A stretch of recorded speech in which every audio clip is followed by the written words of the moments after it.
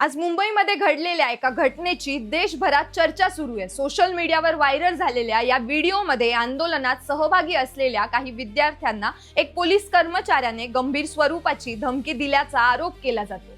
या व्हिडिओनंतर मोठी प्रतिक्रिया उमटली असून विविध माध्यमांमध्ये या प्रकरणाची बातमी प्रसिद्ध होती। 18 ते 22 वर्षीय काही युवक मुंबईत आंदोलन करत होते। या विद्यार्थ्यांना अटक करून त्यांना पोलीस घेऊन जात होते। या दरम्यान एका पोलीस कर्मचाऱ्याने त्या विद्यार्थ्यांना एक गंभीर धमकी दिली। यापुढे या ठिकाणी आंदोलन करशील तर तुझ्या खिशात पावडर टाकेन व तुला कायमचं जेलमध्ये टाकेन।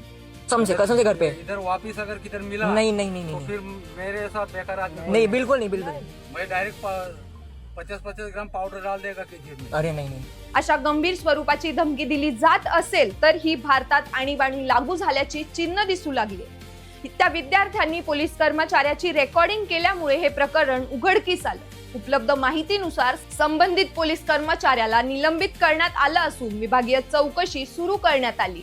या प्रकरणातील सर्व तथ्य अधिकृत चौकशीतून समोर येतील। या घटनेमुळे एक महत्त्वाचा प्रश्न पुन्हा एकदा चर्चेत येतो।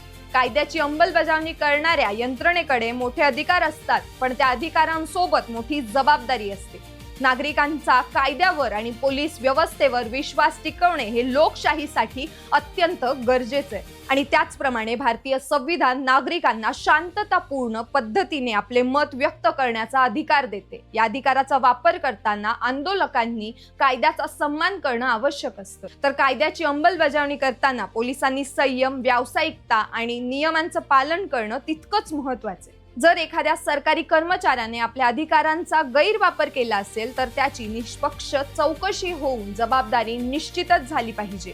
त्याचप्रमाणे कोणत्याही आरोपाबाबत अंतिम निष्कर्ष काढण्यापूर्वी अधिकृत चौकशीचा निष्कर्षही महत्त्वाचा असतो। अशा घटना घडल्यावर समाजात अविश्वास निर्माण होऊ नये यासाठी पारदर्शकता, चौकशी, कायद्याचे समान पालन आणि नागरिकांशी संवाद ही 3 तत्वे महत्त्वाची आहेत। म्हणून एक बाब यातून पुढे येते। आजचे विद्यार्थी हे जेनझी आहेत। हे जेनझी पोलीस कर्मचाऱ्यांशी बोलताना देखील व्हिडिओ रेकॉर्डिंग करून व्हायरल करतात। त्यामुळे या जेनझीच्या नादी लागू नका।